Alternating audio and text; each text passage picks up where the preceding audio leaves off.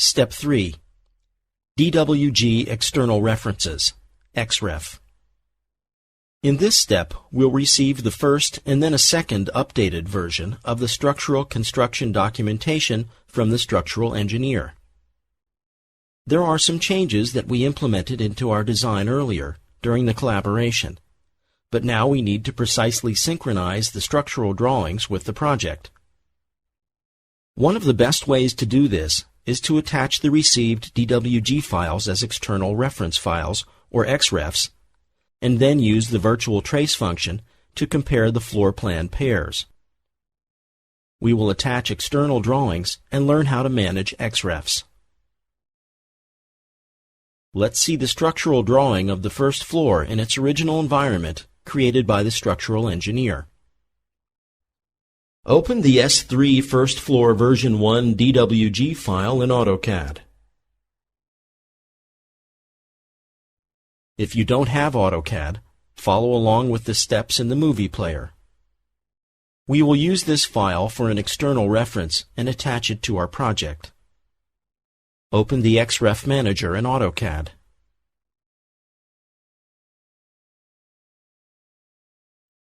As you can see, there is an attached XRef in the file.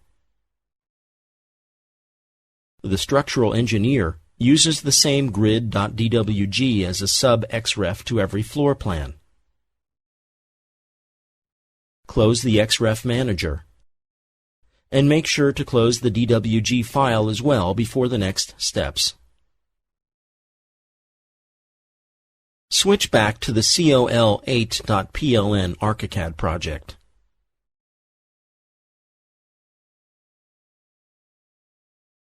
Activate the 8.3.1 XRef preset view in the view map of the navigator located in the Chapter 8 folder. The saved view activates the structural part of the architectural design with the needed settings for comparison. Let's create a worksheet now for the first XRef. Activate the document, Documenting Tools, Create Independent Worksheet menu command. Enter S03 for reference ID and First Floor for the name on the new Independent Worksheet dialog, and press the Create button. Switch to the project map in the navigator and open the Worksheets container. You can see the previously created S3 worksheet here. We will now attach the structural drawing of the first floor to this worksheet. Activate the File, External Content, Attach XRef menu command. Press the Browse button in the Attach XRef dialog and select COL831S3 First Floor V1.dwg from the Chapter 8 folder, and then press Open. If ArchiCAD asks for an AutoCAD SHX file, please click Skip All to proceed if you do not have any on your local computer. In the Attach XRef dialog, select Attachment for reference type. Uncheck the Specify On-Screen Radio button in the Insertion Point field. Select the Drawing Zone Origin option for anchor point. Then, select the 02 for Editable Import Translator, and press the Attach button to proceed.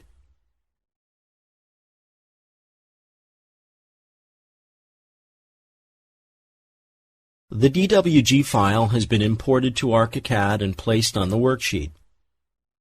The structural engineer uses the same origin in AutoCAD, so the contents of the DWG will be placed back to their original position. Zoom out to see the entire drawing on the worksheet. Let's create another new independent worksheet in the same way as before, using the Document, Documenting Tools, Create Independent Worksheet menu command. Enter S04 for ID and second floor for name. The S04 worksheet appears in the Project Maps Worksheets container. XRefs can be managed in the XRef Manager. Open it using the File, External Content, XRef Manager menu command. In the list, you'll see the previously attached DWG with various properties like status, size, type, date of the DWG file, and instance. There are two icons in the upper left corner of the dialog. You can use these to switch between the list view and tree view of the XRefs used in the current project. Select the tree view. You can see the attached DWG file has the grid.dwg nested XRef. ArchiCAD kept the same XRef system as created in AutoCAD. You must store these nested XRefs in the same folder as the DWG file in order for ArchiCAD to find them. On the right side of the dialog, you can see more buttons. To enable all of them, you have to select an XRef file from the list. With Attach, you can choose a new XRef. Detach removes the selected XRef from the project. You can hide and unhide XRefs with the Unload and Reload buttons. Using the Bind command, the content of the XRef will be merged to the project. If you want to change the attached DWG or just show a new path, click the Browse button. Let's import the structural drawing of the second floor as well. This time, use the XRef Manager for this. Press the Attach button, click Browse, choose COL 832S4 second floor v1.dwg,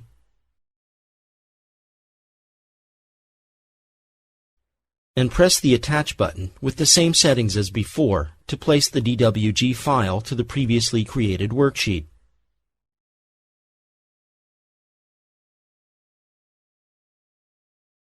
Let's have a look at the structure of the layers after attaching the XRef DWG files.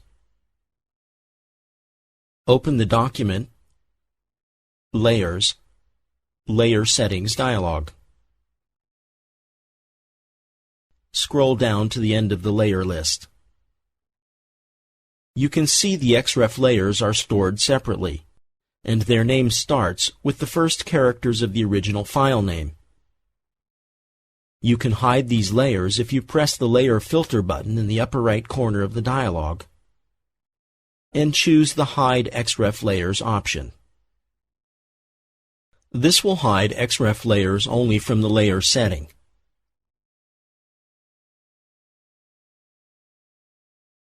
As you can see, all XRef layers are locked after importing. If you want to drag, move, rotate, or mirror them, you have to unlock the layers and switch off Suspend Groups. Press Cancel to leave the Layer Settings dialog. In the next few steps, we will match the structural floor plan XRefs with the corresponding architectural views. The Trace and Reference function will help in this task.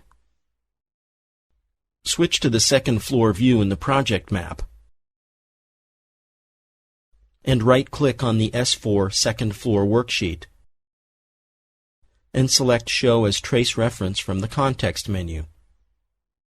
This shows the referenced worksheet contents as an underlay below the second floor view. Open the Window, Palettes, Trace and Reference palette